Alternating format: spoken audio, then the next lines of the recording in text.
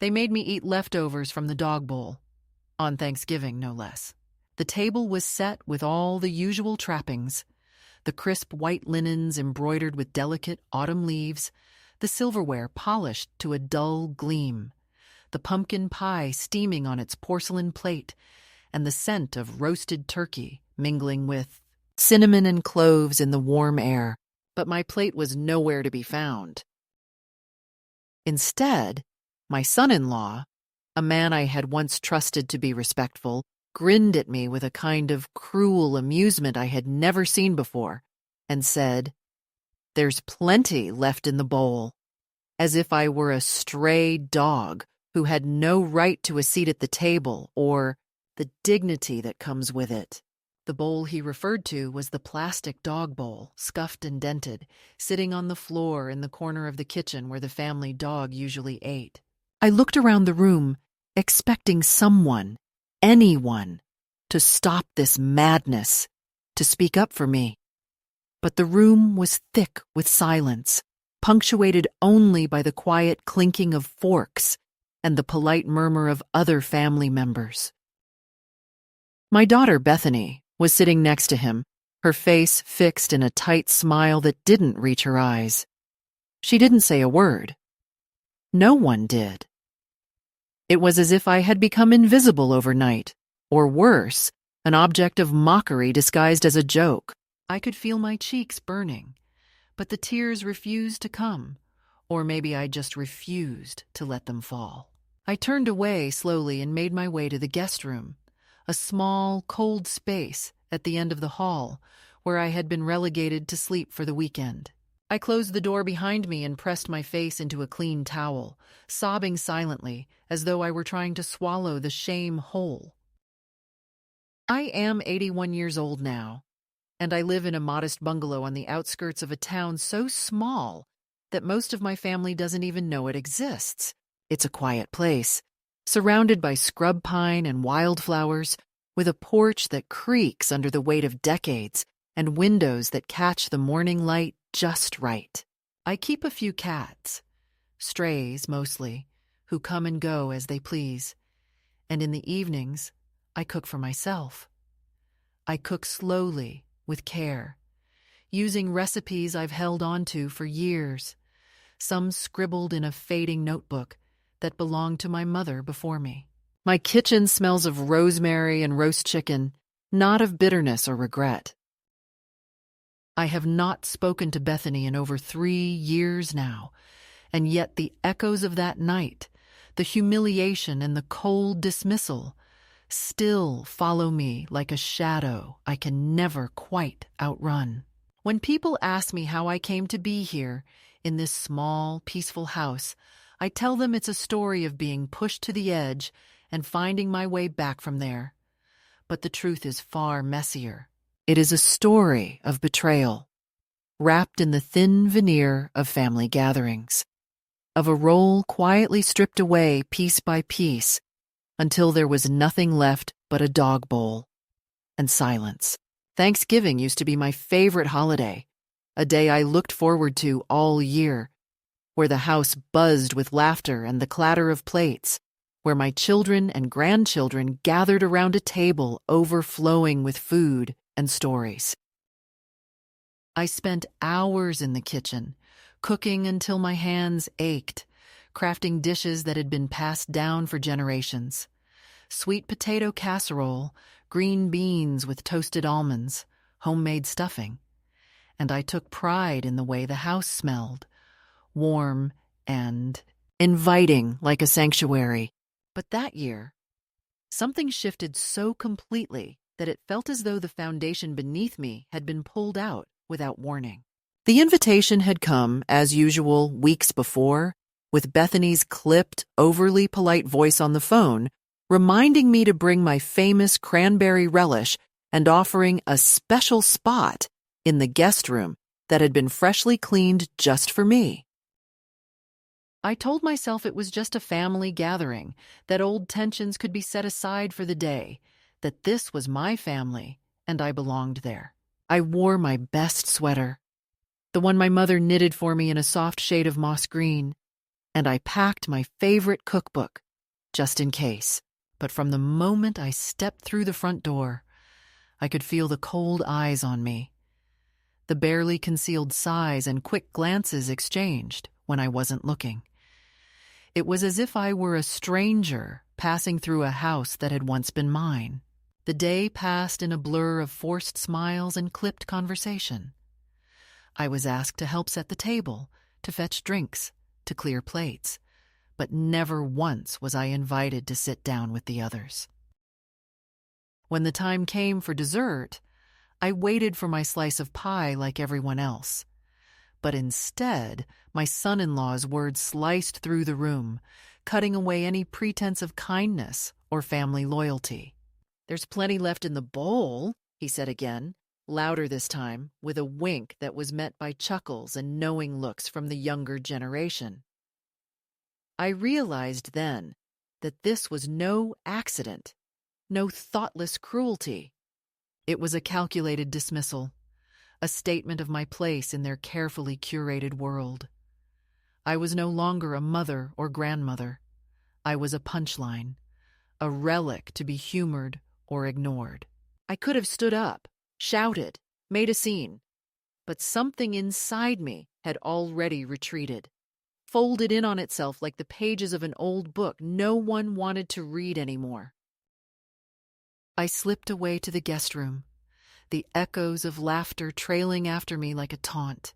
That night, I lay awake, listening to the muffled sounds of the family downstairs, their voices carrying faintly through the walls, like ghosts of a life I used to know.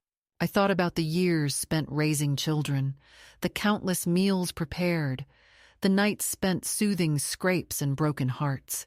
I thought about the sacrifices I had made, the hours of overtime at work, the money lent without question, the birthdays remembered and celebrated, the holidays orchestrated to perfection. And I thought about the emptiness that had replaced all of it, the cold absence where love and respect should have been. I realized with a quiet and terrible clarity that this was what it meant to be forgotten by those you once held closest. It was not a loud betrayal, but a slow erasure, a fading into the background until you no longer mattered.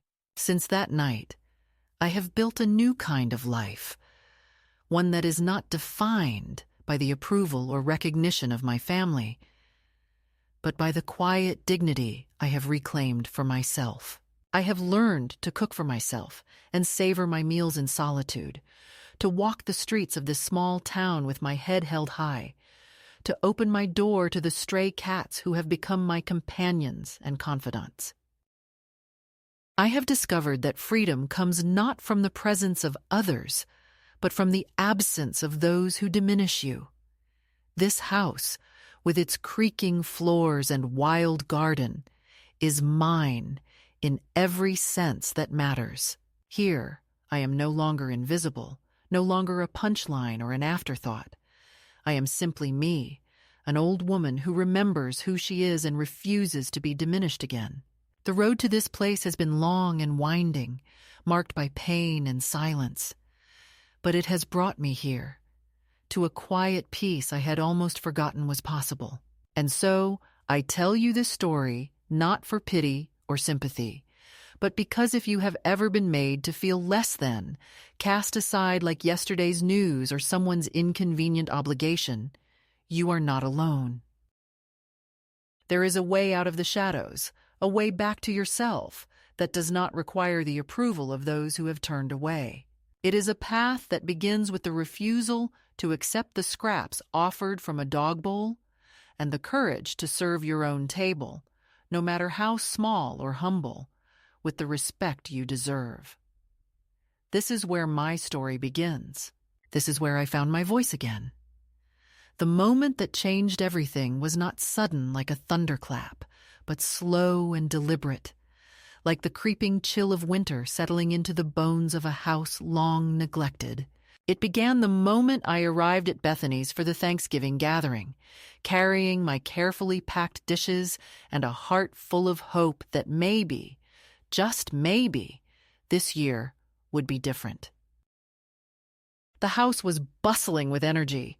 Children running through the halls, the hum of conversations in the kitchen, the clatter of pots and pans mixing with laughter that sometimes felt strained, but was there nonetheless. I smiled as I entered, greeting faces both familiar and distant. But there was an undercurrent I could not ignore, a tension woven through the room like an invisible thread, pulling tighter with every passing minute. I watched as my place in the family shifted from honored guest to tolerated spectator, and then finally to something else entirely. An inconvenience, a problem to be managed rather than a person to be cherished. Bethany, my daughter, was always the one who held the family together, or so I thought. But that afternoon, she moved through the rooms with a practiced ease that hid something brittle beneath the surface. Her smile was sharp-edged, rehearsed, and when she spoke to me, it was with a tone that was both distant and commanding, like a manager assigning tasks rather than a daughter welcoming her mother home. She handed me a tray of appetizers and said, "Can you help me set this out in the living room? We want everything perfect before everyone arrives." There was no invitation to sit, no question about my comfort or what I might want. Instead, I was set to work, a ghost flitting between rooms, visible only because I was needed but never truly seen. I arranged the plates carefully, making sure the deviled eggs looked symmetrical, the cheese tray artfully displayed. But my hands shook slightly as I realized that this was no longer my family's celebration.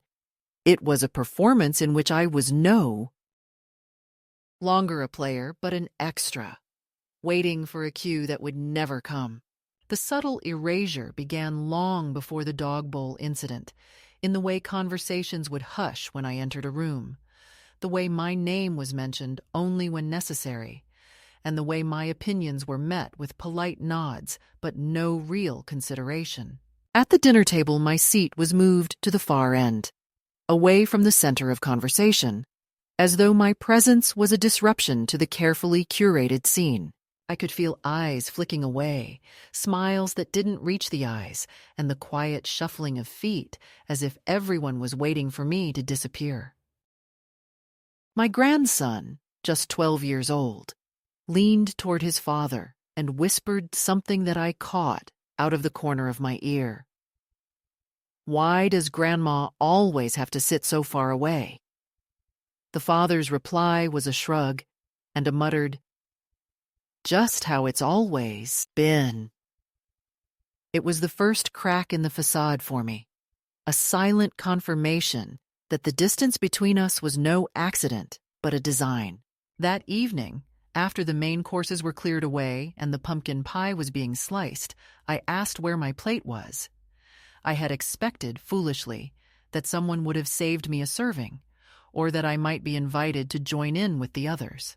Instead, my son-in-law, whose name I hesitate to say aloud because his actions have forever tarnished it in my memory, looked at me with a twisted grin and said, "There's plenty left in the bowl." His eyes glinted with mockery as he gestured toward the dog's food bowl sitting in the corner of the kitchen, a plastic dish scuffed and stained from years of use. The room went silent, as if waiting to see how I would respond, but no one came to my defense. My daughter, Bethany, sat beside him, her smile fixed and fragile, as if she were trying to pretend this was all some terrible misunderstanding. But it wasn't. It was deliberate, a calculated act of cruelty disguised as humor. I felt the blood drain from my face, my hands clenching into fists at my sides. The shame and disbelief washed over me in waves, a tide that threatened to pull me under. I could have shouted, demanded respect, called out the injustice, but the years of quiet endurance and the weight of being unseen made me silent. Instead, I turned and walked away, each step heavier than the last. Later, in the solitude of the guest room, I sat on the edge of the bed and let the tears fall, finally breaking the dam I had held back for so long. The room was small and cold, the only warmth coming from the fading light outside the window and the distant sounds of laughter from the kitchen that felt like a cruel reminder of everything I had lost. I thought about the years of devotion I had poured into this family, the meals cooked, the holidays planned, the countless sacrifices made without complaint, and how it all seemed to have been reduced to a cruel joke. I thought about the quiet days after my husband passed, when I had hoped that my children would cherish me as I aged, that they would see me as a woman worthy of love and respect, not a burden or an afterthought. But instead, I had been cast aside, mocked in my own home, and left to eat from a dog bowl. That night, the betrayal was a heavy blanket, wrapped tightly around my shoulders, and the loneliness was a chasm so vast it seemed to swallow me whole. In the weeks that followed, the silence from my family was deafening. Calls went unanswered, texts ignored. Invitations to gatherings stopped arriving.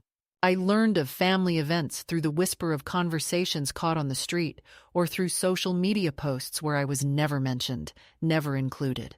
The once warm and vibrant connections had withered to brittle threads, fragile and easily broken. When I dared to reach out, my concerns were dismissed as oversensitivity or imagined slights. Bethany told me, with a voice that was both weary and sharp, "Mom, you're always making drama. Maybe it's time to stop."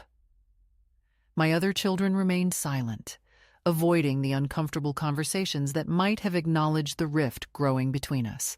I felt the slow and steady erosion of my place in the family, a dismantling not with force but with neglect, as though my presence was no longer welcome but tolerated only out of habit. Yet even in the midst of this heartbreak, a spark of something stubborn and fierce remained within me. I began to realize that this betrayal, this deliberate exclusion, was not the end but the beginning of a new chapter. It was the moment when I could choose whether to continue living in the shadows cast by those who no longer saw me, or to step into the light of my own making. I began to write down my memories, my feelings, the truth of my experience, not for them, but for myself. I started to gather the fragments of my dignity that had been scattered like leaves in the wind and piece them back together with careful hands. The road ahead was uncertain, and the path would not be easy, but for the first time in years, I felt the stirrings of something I had forgotten: hope. After that Thanksgiving, when the echo of the dog bowl still rang in my ears and the cold weight of betrayal settled into the bones of my body, life didn't improve. It quietly worsened in ways that were almost imperceptible, as if the world had begun to shrink around me, closing in until I was left gasping for space. The sharp sting of that one night was just the first cut, a wound that opened slowly and bled in silence. I found myself slipping further from the life I had known, not through dramatic confrontations or loud fights, but by the steady erosion of presence and significance, until I was nothing more than a ghost, haunting the edges of my own family's world. At first, I told myself it was temporary, that things would return to normal once the holidays passed, once the stress of family gatherings and busy schedules eased. But the phone calls began to taper off, the texts became infrequent, and the invitations stopped coming altogether. I sat by the window, watching the seasons change outside, waiting for the knock on the door that never came. The house, once filled with laughter and footsteps, grew quieter each day, and I learned to live with the silence like an old, unwelcome friend. My days blended into one another, a muted parade of routine and solitude, punctuated only by the soft purring of the cats who had become my constant companions. They were the only ones who seemed to notice when I sat still for too long, who nudged my hand with gentle insistence, reminding me that I was still here, still alive, still deserving of warmth. The slow slide into invisibility was not marked by dramatic gestures, but by the absence of small kindnesses that once held meaning.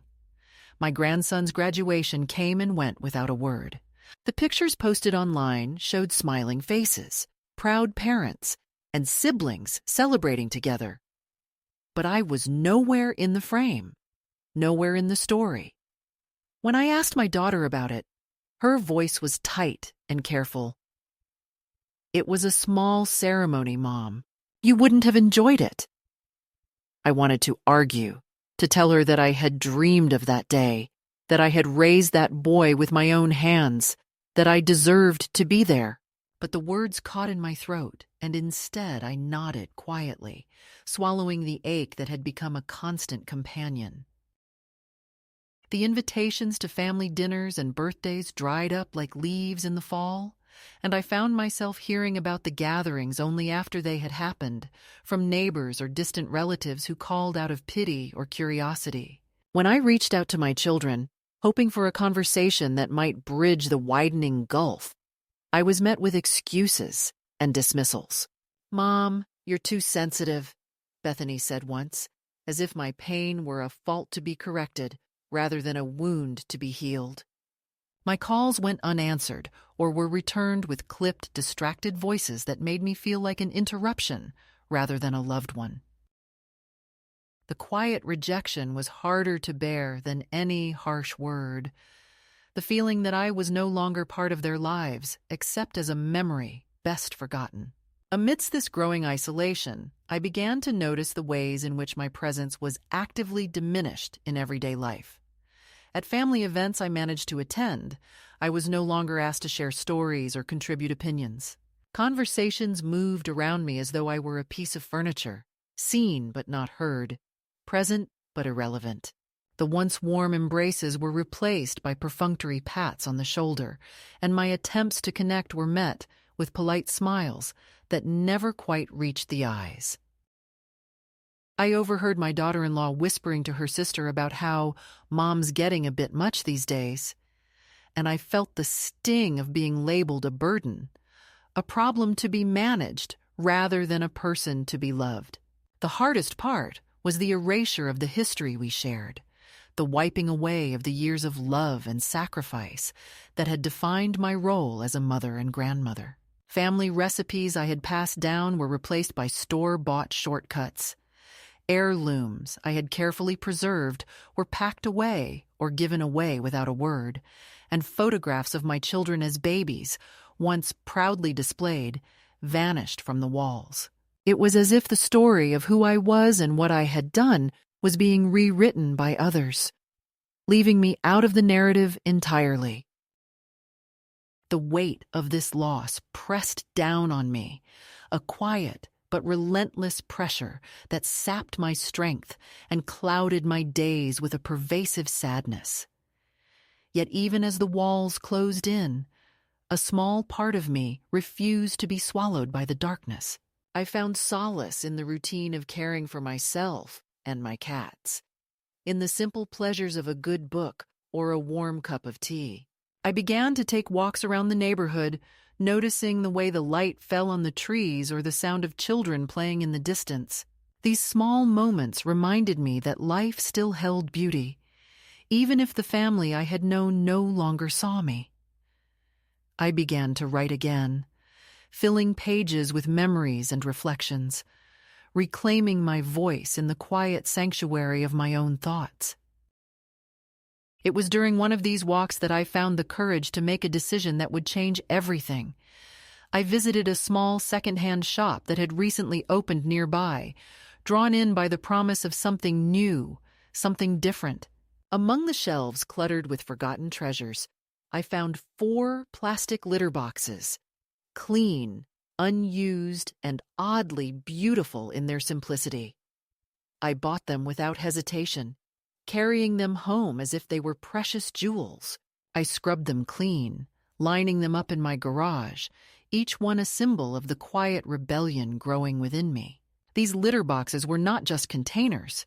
They were a statement, a promise to myself that I would no longer accept the scraps offered to me, that I would find a way to serve my own table on my own terms.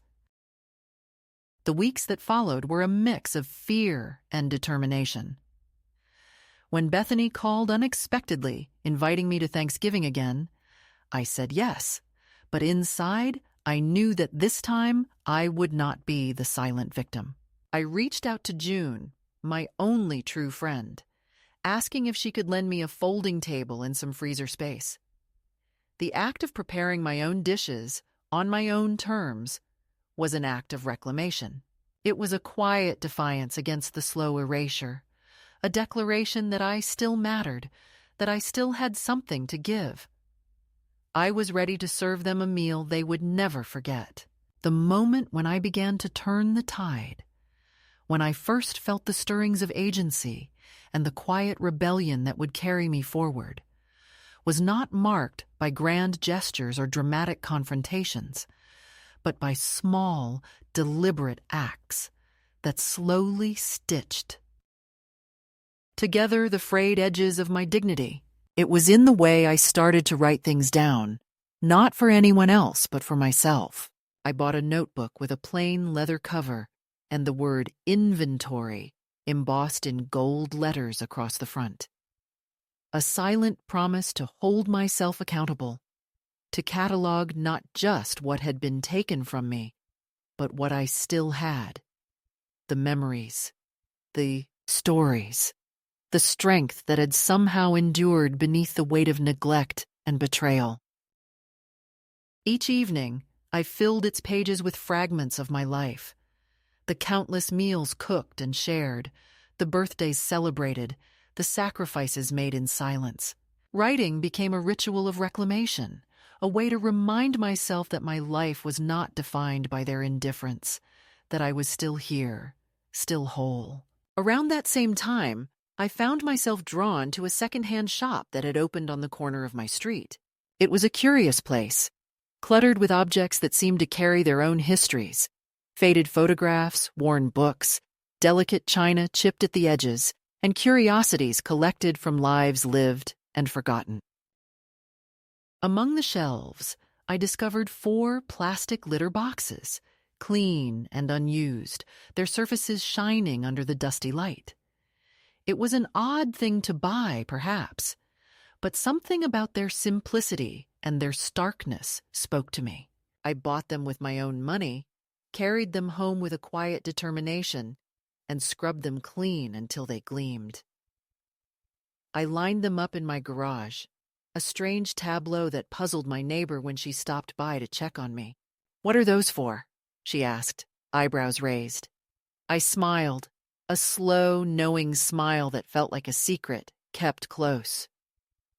"They're for a project," I said. A promise. They were more than containers. They were symbols of a new chapter, a way to hold space for the dignity I refused to surrender. In the weeks that followed, I began to prepare for what I knew would be a confrontation, but one I was ready to face on my own terms. When Bethany called again, her voice hesitant but insistent, inviting me to another family gathering for Thanksgiving, I agreed, but with a calm resolve that surprised even me. I reached out to June, my only true friend and confidant, and asked if she could lend me a folding table and some freezer space. June did not ask questions. She simply said, "Of course," and offered a quiet strength that steadied me. The act of preparing my own dishes, cooking with care and intention, packing each meal into the litter boxes I had cleaned and lined with fresh cloth, was a sacred ritual. It was a declaration that I would no longer accept the scraps, the leftovers offered in contempt or neglect. I was ready to serve them a meal they would never forget, a feast that would hold a mirror to their cruelty. As I cooked, I found solace in the familiar rhythms of chopping, stirring, seasoning. The kitchen became my sanctuary, a place where the past and the present converged in the heat of the oven and the scent of rosemary and garlic. I made lasagna layered with rich tomato sauce and melted cheese, green beans almondine sprinkled with toasted almonds, candied yams glazed with brown sugar and butter, and a pumpkin pie that held the sweetness of autumn and memory. Each dish was carefully portioned into the litter boxes, lids sealed tight to keep the aroma intact, and packed into coolers for the journey. The act of preparing this meal was more than sustenance. It was a reclaiming of self-respect and an assertion of boundaries that had been ignored for too long. The day of the gathering arrived, and I dressed with care, wearing a blouse of soft blue and a scarf my mother had knitted decades ago. I carried the coolers with steady hands, each step toward Bethany's house, a step away from the shadows that had held me captive. When I arrived, the usual flurry of activity greeted me. Children running, voices raised in excitement, the clatter of preparations. But this time, I held my ground. I set up my folding table at the edge of the dining room, away from the main table where the family gathered, and placed the covered litter boxes in a neat row. The room fell into a hush, a collective breath held as eyes shifted toward the curious sight. Bethany approached, her face a mixture of confusion and thinly veiled anger. "What is this?" she asked, voice low but sharp.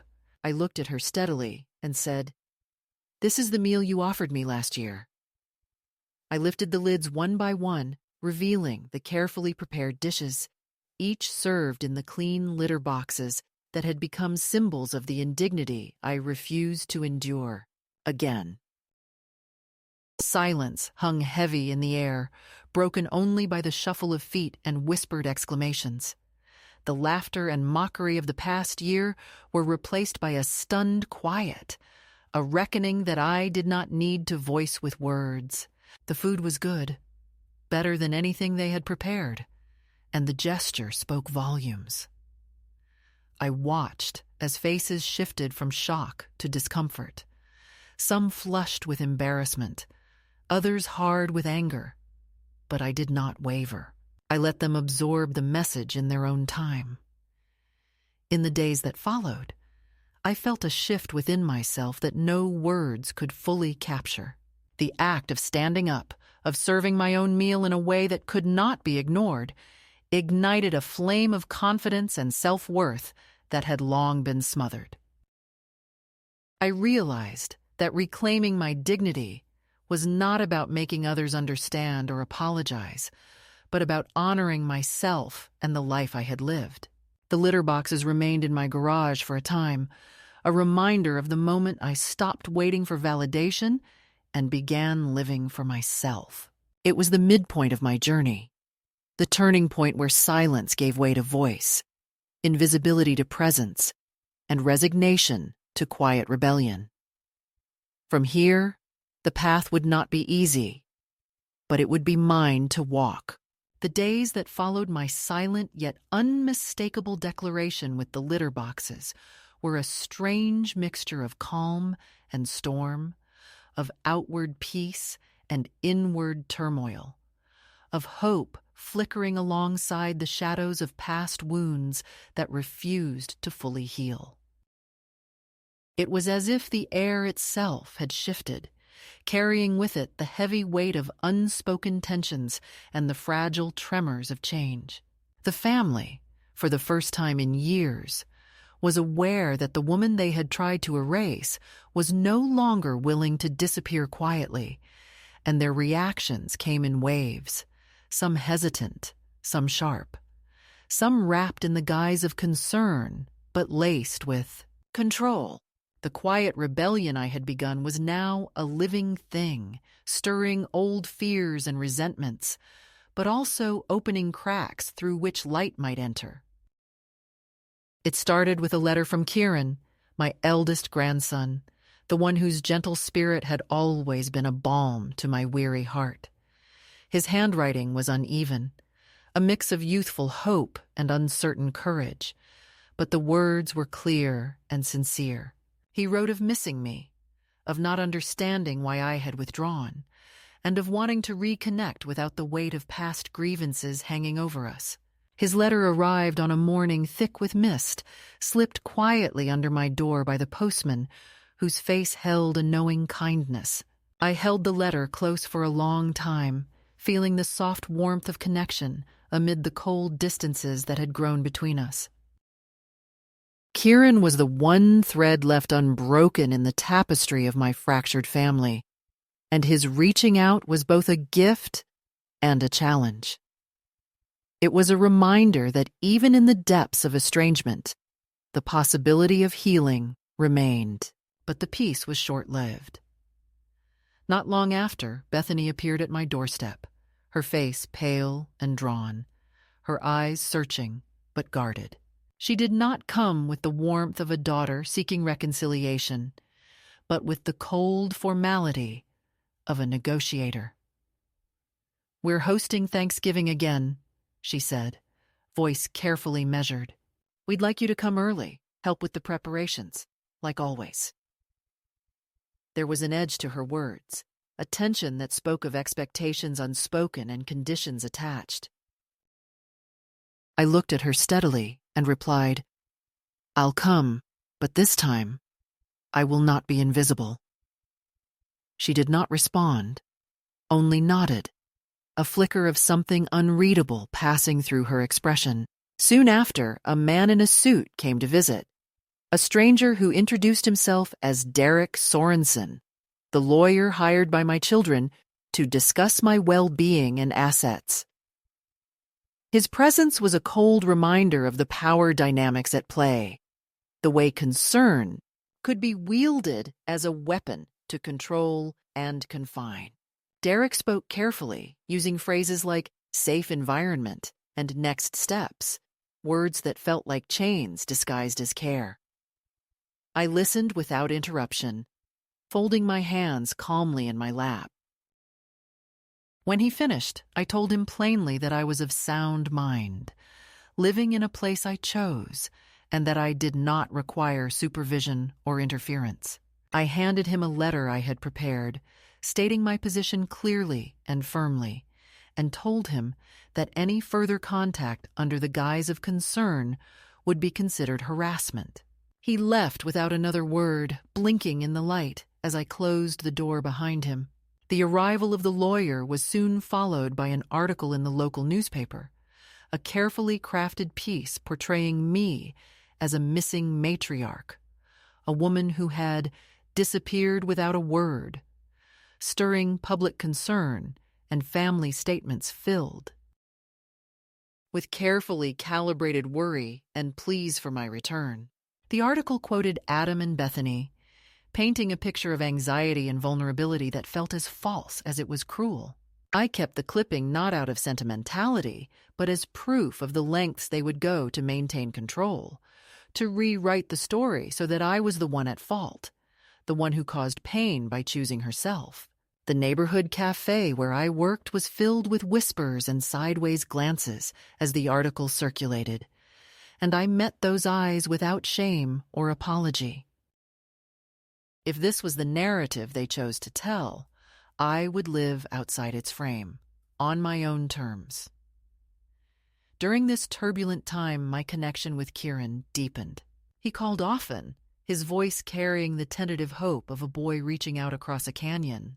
We spoke of small things, the books he was reading, the music he loved, the quiet moments that made life bearable, and of bigger things too, though never with pressure or accusation. Kieran never asked when I might return or why I had left. Instead, he offered presence, a steady light in the fog of family drama.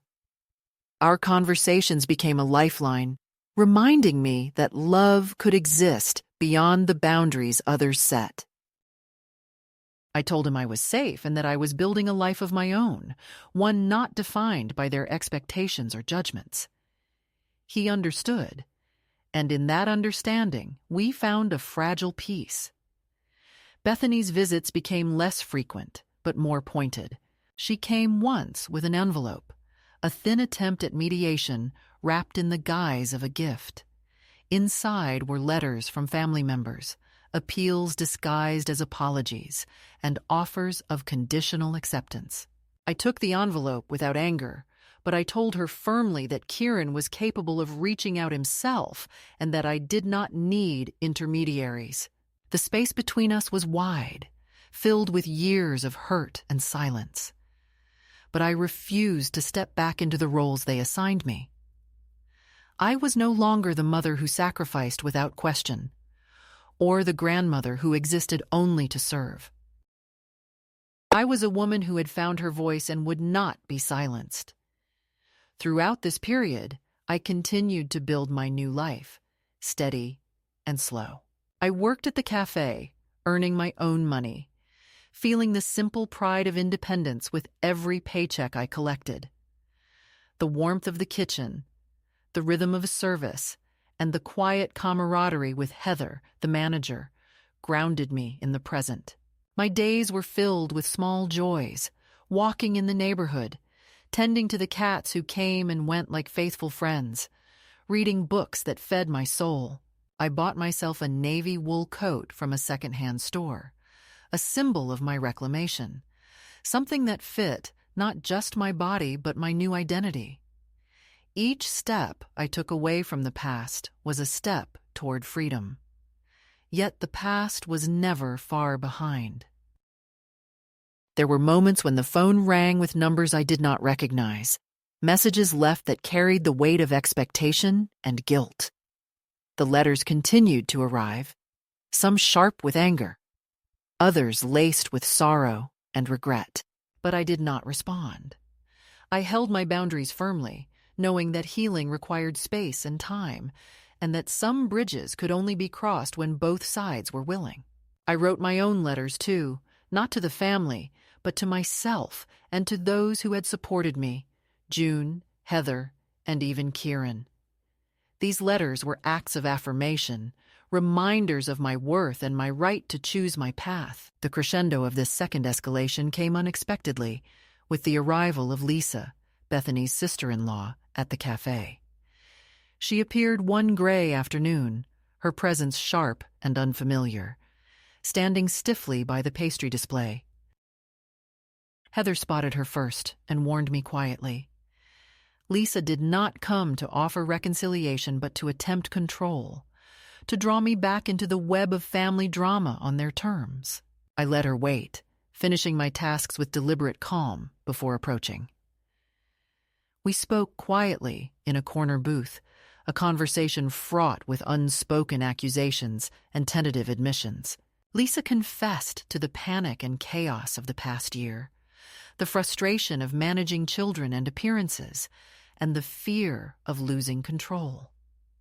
Her words were weary, small, and for the first time, genuine. But they were not enough to undo the damage or erase the years of neglect. I told her I was no longer the shadow they cast behind closed doors, no longer the woman who waited silently for approval or acceptance. I was my own person now, and I had learned to stand without them. Lisa left without finishing her coffee, and I watched her go with a quiet sense of closure. That night, I sat with June on the porch, wrapped in blankets against the chill, and we spoke of endings and beginnings. She asked gently if I would see them again. I shook my head. No, I said. I'll see Kieran, but on my time. June nodded, understanding that some ties are chosen and some are broken, and that freedom sometimes means walking away from what you thought was forever. The day I decided to send the final letter was the day I truly stepped across the line from being a silent victim to becoming a woman who claimed her power back in full.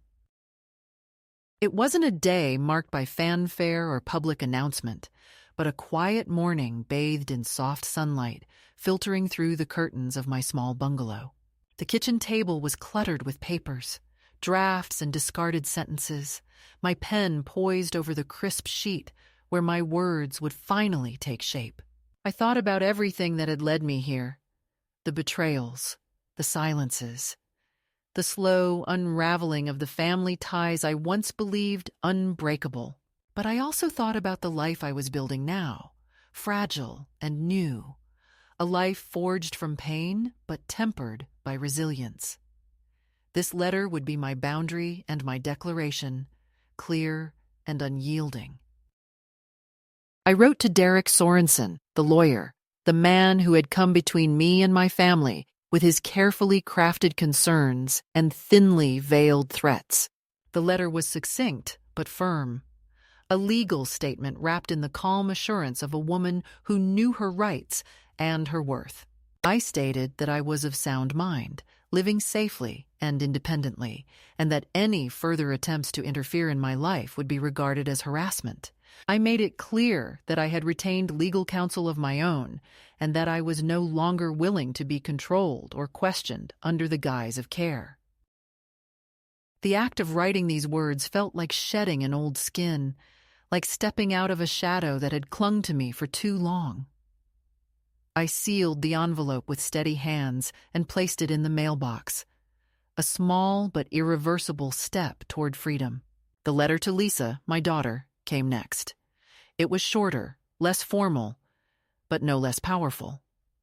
3 lines, carefully chosen. I know what you did. I know what you didn't say. I'm not angry. I'm not coming back. Take care of your own life now. These words were not written in bitterness or revenge, but in finality. They were a closing of a chapter that had been left open far too long. I addressed the wounds without demanding explanations or apologies.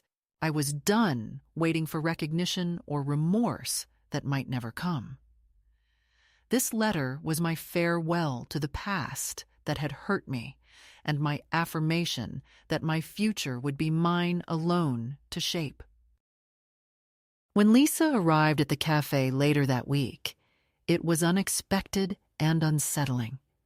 She stood stiffly by the pastry display, the polished coat and carefully styled hair, making her look like she belonged in a different world than the one I inhabited. Heather noticed her first and gave me a quiet warning. I let Lisa wait, continuing my work with deliberate calm, refusing to give her the satisfaction of seeing me rattled or surprised. When I finally approached, we spoke in the quiet corner booth, away from prying eyes and ears. The conversation was tense, fraught with years of unspoken grievances and the fragile hope for understanding that neither of us was sure how to reach. Lisa spoke of panic and chaos, of the difficulty of managing children and appearances, and the fear of losing control. Her voice was quieter than I remembered, less certain, and for a fleeting moment, I saw the woman behind the mask, the woman who, like me, had been caught in a web of expectations and disappointments. But no matter how genuine her words, the damage was done. I told her plainly that I was no longer the shadow lurking in the corners of their lives, no longer the woman who waited in silence for permission to exist. I was my own person now, with boundaries that would not be crossed, and a life that did not revolve around their needs or opinions. I reminded her gently that the love and sacrifices of the past did not bind me to roles I no longer accepted. Lisa left without finishing her coffee, her face a mixture of frustration and resignation. I watched her go, feeling a quiet sense of closure settle over me. That evening, wrapped in blankets on the porch with June, I let the weight of the day fall away beneath the soft glow of streetlights and the scent of rain lingering in the air. We spoke in hushed tones of endings and beginnings, of the courage it takes to walk away from what you thought was forever and to embrace the unknown. June asked if I would see them again. I shook my head slowly and said, "No, I'll see Kieran, but only on my time." She nodded, understanding that some ties are chosen and some are broken, and that true freedom sometimes means walking alone. In the weeks that followed, the new life I had fought so hard to claim began to solidify. The cafe became a place of steady routine and quiet friendships, a sanctuary where my worth was measured by the work I did and the respect I earned, not by blood or obligation. I wore my navy wool coat with pride, each button fastened a reminder of the boundaries I had set and the dignity I had reclaimed. I took long walks through the neighborhood, savoring the way the light fell through the trees and the sound of birdsong filled the air. The cats who visited my porch became companions in a life rebuilt on my own terms. Yet even as I embraced this new chapter, I carried the echoes of the past with me. Letters unopened, calls unanswered. The lingering ache of family ties, frayed but not fully severed. I learned that healing is not a straight path, but a winding road, marked by moments of doubt and courage, loss and hope. The act of saying no, of drawing lines in the sand, was not the end, but a powerful beginning.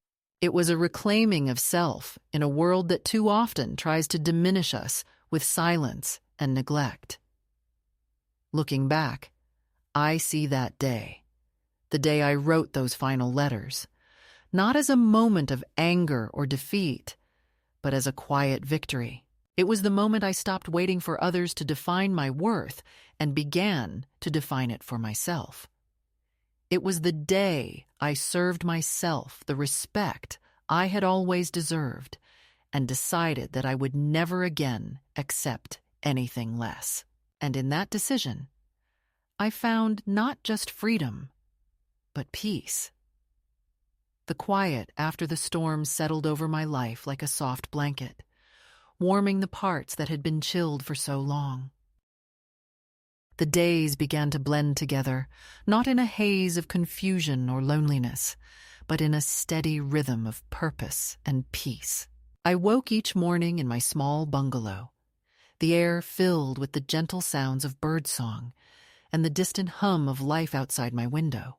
My kitchen smelled of fresh herbs and simmering broth, and the cats who had become my companions stretched and purred at my feet. This was a life rebuilt, not on the shaky foundations of old family ties that had cracked and crumbled, but on the solid ground of self-respect and choice. I was no longer waiting for invitations or apologies. I was creating my own invitations and finding joy in the ordinary moments that made life worth living. One afternoon, I received a letter from Kieran. His handwriting had grown steadier, more confident, and his words carried the warmth of someone who had found his own footing in the world, but had not forgotten where he came from. He wrote of his new job at a bookstore, the small victories and quiet pleasures of a life spent among books and people who understood him. He spoke of missing me, of wanting to visit, but also of respecting the space I had asked for. I read his letter by the window, the soft light casting gentle shadows on the page, and I felt a swell of tenderness and hope. This was not the grand reunion of fairy tales, but something quieter and more real, a beginning built on honesty and mutual respect. I did visit him at the motel where he stayed during a short trip to town. We sat together in the small room, surrounded by stacks of books and the hum of a television playing softly in the background. There were no grand speeches or dramatic tears, just the steady presence of two people reconnecting in their own time. He showed me the poems he had underlined, the ones that reminded him of me, and I felt the fragile bridge between us strengthen with each shared smile and gentle word. It was a meeting not of demands or expectations, but of quiet understanding and the kind of love that waits patiently for wounds to heal. Back in my bungalow, the rhythm of my days continued to grow richer. I took long walks through the neighborhood, savoring the way the light fell on the trees and the scent of lilacs in the air. I tended to the garden, planting bulbs that would bloom in the spring, a symbol of the new life I was cultivating. The cafe where I worked became a place of steady friendship and respect, where Heather and I shared quiet jokes and the satisfaction of a job well done. The navy wool coat I had bought for myself hung by the door, a daily reminder of the woman I had become, strong, dignified, and unafraid to stand alone. One evening, June and I attended a community potluck at the local church basement. It was a gathering of neighbors, most of whom I had never met, but who welcomed me with smiles and warm conversation. I brought a sweet potato cake, a recipe handed down from my mother, and as I shared it around the table, I felt a sense of belonging that was new and unexpected. We laughed and talked about everything and nothing, the noise and chatter filling the room like a balm to my soul. For the first time in years, I was part of something that did not ask for proof of my worth, something that accepted me simply because I was. At home that night, wrapped in a quilt and listening to the soft breathing of the cats curled at my feet, I wrote a letter to myself. I taped it inside my dresser drawer, a secret message to the woman who had waited too long for someone to save her. "You held the key all along," I wrote. "They let go first, and you finally let go back. Look at the life that opened. Well done." The words felt like a benediction, a closing of one chapter and the opening of another filled with promise. Sometimes, in the quiet moments, I think of Bethany and the others, of the life I left behind and the pain that came with it. But I do not carry anger or bitterness anymore. I carry peace, a hard-won, steady peace that comes from knowing I chose myself when no one else would. I know that not all wounds heal and not all relationships mend, but I also know that the most important relationship I have is the one I have with myself. This is my story, a story not of defeat, but of quiet strength, not of endings, but of new beginnings.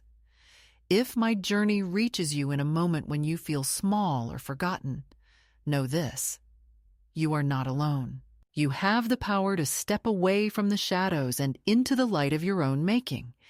You have the right to be seen, to be heard, and to be loved, not as an obligation or an afterthought, but as the whole worthy person you are. When you are ready, take that step. And when you do, come back and tell me. I'll be here, listening, waiting, and cheering you on.